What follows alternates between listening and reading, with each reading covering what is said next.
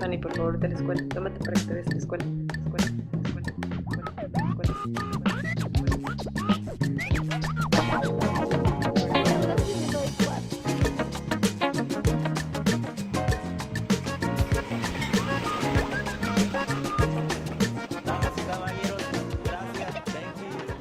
Bueno, le quiero dar la bienvenida. I want to welcome everyone here today at this rotunda.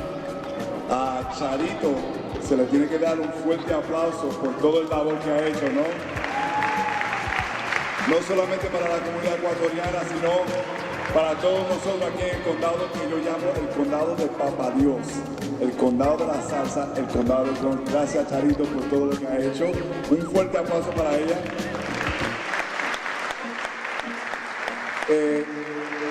Ustedes saben que el día 15 de septiembre empezamos el mes de la herencia hispana y lo estamos haciendo, empezó como una semana en el 1968 gracias al presidente Lyndon B. Johnson.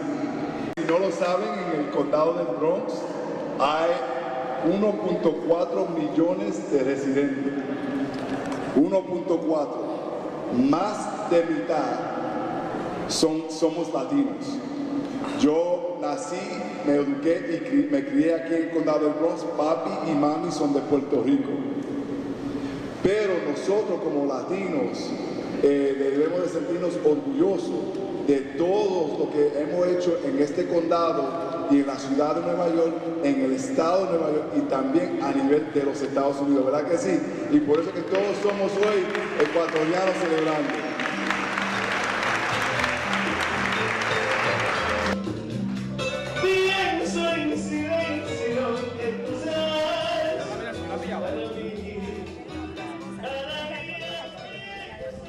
My name is Natalie Grace Alexander. I was born and raised in New York City, in Harlem and Washington Heights. I lived in Harlem until I was 6, and I went to school there until I was about 12. And my mother is from Ecuador. She came to the United States when she was about 12 years old. And my father was born and raised in New York City, in Harlem. And so I have a bit of the mixtures of New York and also the Latina. Newborn American babies, newborn citizens of these United States, free and with rights guaranteed by the Constitution. But let's take a closer look. These new arrivals in a typical American town have equal legal rights. In class, they are not equal at all. I say I'm American, and I, in fact, prefer saying I'm American because that's the culture that I feel that I have grown up with, and it's mixed in that identity. It doesn't mean that I don't have any influences from other parts, but the culture that I most identify with as an individual is being American, and also because I've heard all of my life, are you in the United States, are you Latina, are you white, are you this, are you that?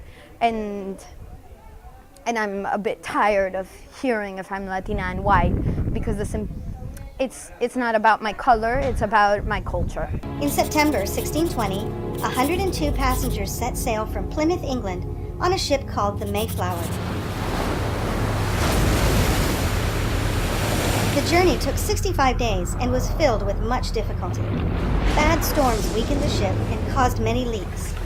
Many passengers were cold and damp for much of the journey, and others were concerned that they wouldn't even survive. Though many were sick and one person died, they did make it.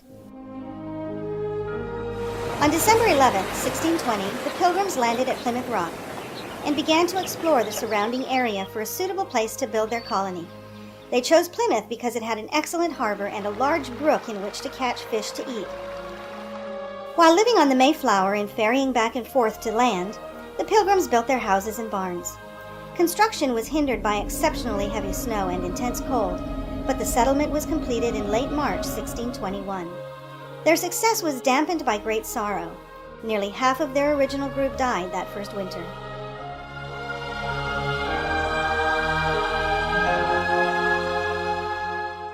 When I went to an elementary school that was predominantly black in Harlem, and It was fine, and I didn't feel that I needed to be identified as anything, but I also like tried to assimilate by pretending to be tough and pretending to say a lot of bad words like fuck and all of these things at like basically 10 years old or less, 8 years old. And then I went to a middle school where it was predominantly white and Asian, and I was considered the Latina. And when I went to my high school, because I didn't do so well in school, it was in downtown New York, and it was predominantly black and Latino people from Brooklyn or Staten Island that were going to this high school. And I was considered white because all of my best friends were black. The ability to rise from an ascribed status to an achieved one is called vertical mobility and is particularly characteristic of the United States. There are class lines within each general group, and these vary geographically and in relation to nationality, religion, and race. Class exists in the United States as it does everywhere, and it plays a vital part. In terms of culture in the United States, or what I believe as culture, it's the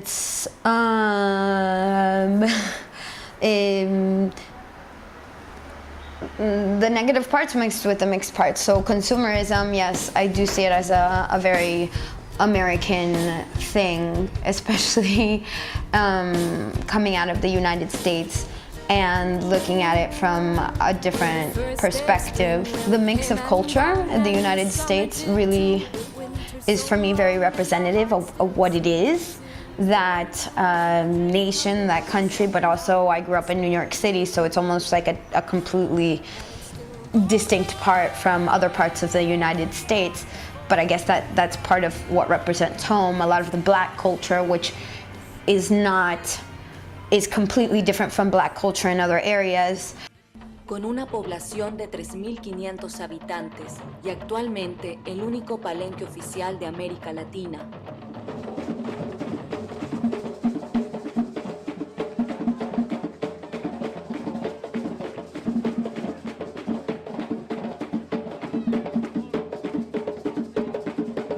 De la meva mare tinc el ritme de ballar i això també és de Harlem perquè vaig créixer amb negres, entonces això és veritat també, les negres que és aquest ritme que ve d'Àfrica i que és bum, bum, bum, aquest ritme que pots moure la cadira, que pots moure tot. I això m'agrada molt. I de la meva família no ho sé, la llengua sí, perquè també d'aprendre castellà puc parlar amb els meus tiets o una tieta que no parla anglès, però és dominicana. És dominicana i no parla anglès i quan vaig tornar i vaig poder parlar amb ella en castellà, vaig conèixer-la d'una altra manera increïblement diferent. Un continente habitado por civilizaciones mágicas, protegidas por serpientes y jaguares, que leían las estrellas esperando la llegada de dioses encarnados. Un día esos dioses llegaron con cruces y cadenas, y un nuevo continente fue inventado. Soy realidad, soy fantasía, yo soy África Latina.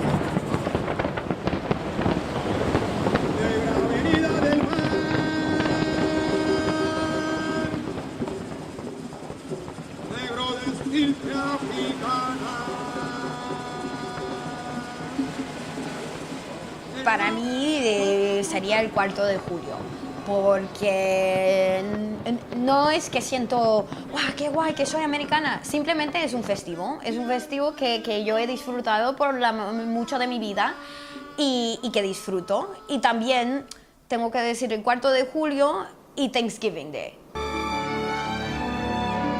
The Pilgrim governor, William Bradford, proclaimed a day of thanksgiving to God for helping them survive the brutal winter.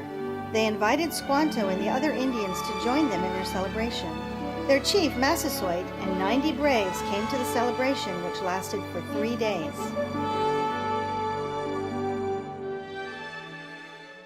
years later, the colony suffered a drought, and Governor Branford ordered a day of fasting and prayer. It is reported that soon afterward it began to rain. To celebrate God's answer to prayer, November 29th was proclaimed a day of thanksgiving. This date is believed to be the beginning of the present-day Thanksgiving Day, which is held on the fourth Thursday of November. The custom of an annual Thanksgiving celebration held after the harvest continued, but it became a national observance under Presidents George Washington in 1789 and Abraham Lincoln in 1863. Only after Lincoln did Thanksgiving become an annual observance.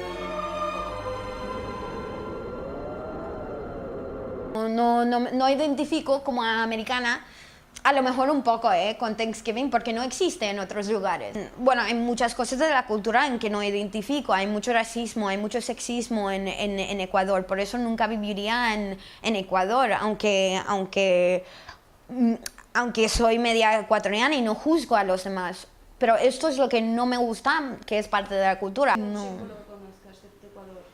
La bandera. ¿Cómo es la bandera? La bandera es amarilla y no sé qué, que no me acuerdo porque, pero tiene un, it has an emblem in the middle, and it's of this mountain and an eagle and like flying and free. And I guess since I was a child, I did feel connected with that flag in some way because I saw it growing up, and every time I saw it, I was like, that's where my mom's from. I'm half Ecuadorian, and that was the only flag I knew. I didn't know any of the other flags, but I could identify that flag. So it was like my way of feeling identified with that culture. La bandera, las canciones, o sea, y honestamente tampoco es que he sentido, en algún momento después de 11 de septiembre sí que sentí una conexión súper grande siendo americana y tal, porque yo viví esa experiencia en mi ciudad, además estaba justo al lado y me llegó eso. También yo tenía 16 años y es lo que me movía, pero ahora la verdad es que no siento conectado con todo eso porque no siento que son representativos de mi cultura. Siento que son muchísimo más complejos de una bandera y mucho más complejos de una canción que habla de una independencia y tal, y que feliz que estamos, que somos americanos, cuando hay muchos más problemas que tenemos que preocupar y hay otras cosas que debemos estar feliz. Y una guerra no es algo que a mí me hace contenta. Fighting through the area, clearing insurgents out of their former strongholds. Like this village of Loimanda, once prosperous, but now derelict, deserted, and riddled with IEDs. Yeah, good to go. We hail at the twilight's last gleaming, whose broad strokes